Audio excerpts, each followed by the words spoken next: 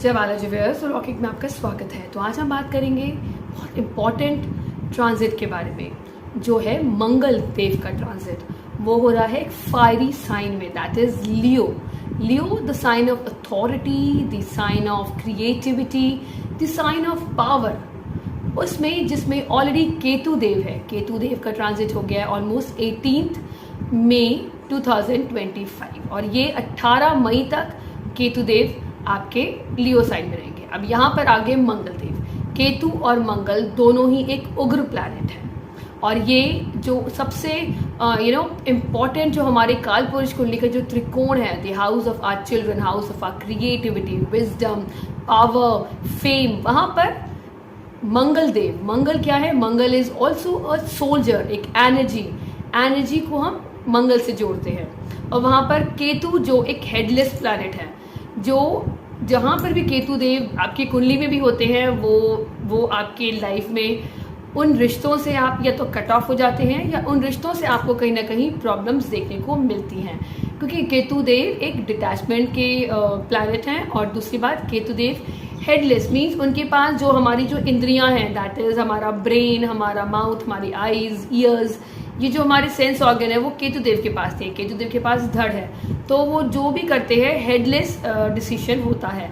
और क्योंकि वो इंट्यूशन, अध्यात्म के बारे में बात करते हैं, but just because it is there in a fiery sign, it is a sign which shows the power, which shows the authority. तो कहीं ना कहीं आप ये देखेंगे जब मार्स और केतु जब लियो साइन में होंगे, तो लियो साइन जो अथॉरिटी पावर का है, तो what you will see around जो पावरफुल और जो इन्फ्लुएंशियल पीपल, जो जिनके पास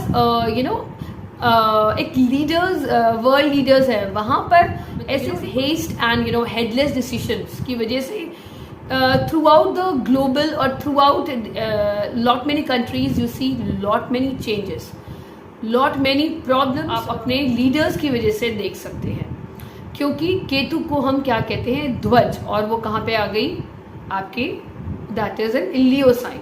और यहाँ पर मंगल, तो मंगल और केतु मतलब एक ऐसी एनर्जी जो अगर डिसीजन ले ले तो ऑलमोस्ट वो डिसीजन सब पे बहुत खराब डिसीजन, नेगेटिव डिसीजन हमारी लाइफ में कहीं ना कहीं उस चीज़ को एक्टिवेट कर सकता है। तो Mars that is Mangal Dev जो सोल्जर हैं, जिसको मतलब king, to give them the power, to give them the authority. और may B you can say कि आप सोल्जर को बताते हो कि यहाँ हमला करना है, बट यहाँ जस्ट बिकॉज केतु है, तो केतु और मार्स की जब भी कॉम्बिनेशन या जब भी ट्रांजिट में एक साथ होते हैं तो कहीं ना कहीं फायर एलिमेंट बढ़ जाता है।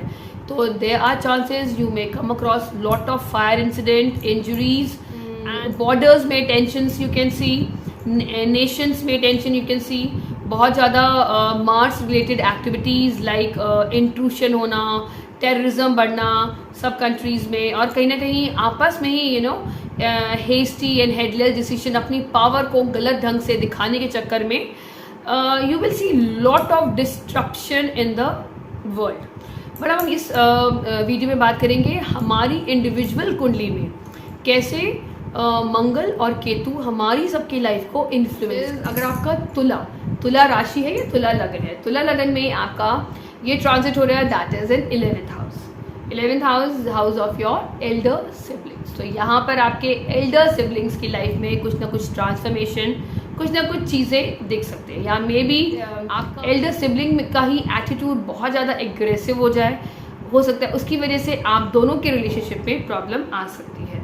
तो बेटर आप किसी तरह की कॉन्फ्लिक्ट में ना आए। This is just a transit, it goes away, but आपको कहीं ना कहीं कोई प्रॉब्लम में ना डाल दे with the relation with your elder sibling. ये 11th हाउस में है और यहाँ पर जो लिब्रा में आपका जो मंगल देव है, मंगल देव आपके 2nd एंड आपके 7th हाउस का लॉर्ड आपके 11th हाउस में आ गया। 2nd हाउस में एंड योर वाणी, योर फूड। तो हो सकता है अब आप बहुत ज़्यादा आपका जब वो आपके लिए फ्रेंड्स बहुत इंपॉर्टेंट रोल प्ले करने लग जाए, या ये भी हो सकता है जस्ट बिकॉज आपके फ्रेंड्स बहुत ज़्यादा एग्रेसिव भी हो जाएं, या उनकी एग्रेसिवनेस की वजह से आपका रिलेशन अपने फ्रेंड्स के साथ थोड़ा सा कट ऑफ हो जाए, या मे बी आप थोड़ा सा उनसे डिस्टेंस मेंटेन करना शुरू कर दें। या आप देखेंगे आपके फ्रेंड्स का जो बिहेवियर टुवर्ड्स यू है वो भी बहुत एग्रेसिव देख सकते हैं। बात बात पे आर्ग्यूमेंट होना, बात बात पे एग्रेसिव होना, ये आप चीज़ें आप अपने फ्रेंड्स में, अपने दोस्तों में, अपने सोशल नेटवर्क में भी आप ये सब चीज़ें देख सकते हैं। तो आपको थोड़ा सा यहाँ पर ध्यान रखना है, यहाँ पर आपको इंटरनल इंट्रोस्पेक्शन करना है। बेटर है to avoid these things. Avoid करने का मतलब है आप बहुत ज़्यादा सोशल प्लेटफॉर्म पे भी कुछ भी बोलने ना लग जाएं, आप सोच समझ के बोलें, क्योंकि सेकेंड हाउस का भी लॉर्ड है, 7th हाउस आपके पार्टनरशिप का भी है। तो दे आर प्रॉब्लम आपके पार्टनर्स के वजह से, आपकी सोशल जो इमेज है उसमें कुछ प्रॉब्लम आ सकती है। तो थोड़ा सा आपको ध्यान रखना है अपने आपकी जो पार्टनरशिप है वो किस तरह से आपके सोशली आपको किस तरह से प्रेजेंट करती है, क्योंकि यहाँ पर आपके सोशल इमेज में भी कहीं ना कहीं एग्रेसिवनेस दिख सकती है। तो अगर आप बहुत ज़्यादा आप सोशलाइजिंग करते हैं, पब्स में जाते हैं, डिस्कोस में जाते हैं, तो दे आर चांसेस आप वहाँ पर आपका एग्रेसिव बिहेवियर हो जाए, आपका किसी तरीके से आपका झगड़ा वगड़ा हो जाए, तो आपको प्रॉब्लम आएगी। तो बेस्ट है आप इस टाइम पे अवॉइड करें, आप इंटरनल इंट्रोस्पेक्शन करें कि what exactly you want in your life, rather than concentrating on that energy जहाँ पर ऑलरेडी बहुत ज़्यादा एग्रेसिव एनर्जी है, वॉलेटाइल है, हेडलेस एनर्जीज है वहाँ पर, जहाँ पर आपको प्रॉब्लम आ सकती है। तो नो हेडलेस डिसीजन, बड़ी इन्वेस्टमेंट करने से पहले किसी अच्छे एडवाइज़र से मिलकर ही इन्वेस्ट करें। एंड बहुत ज़्यादा फ्रेंड्स के ऊपर भी निर्भर ना रहें, बहुत ज़्यादा फ्रेंड्स के ऊपर डिपेंडेंट ना रहें। आप इस टाइम पे अपना, आपको जो भी डिसीजन लेना है वो आपने अपने को कंसर्न करके ही डिसीजन लेना है।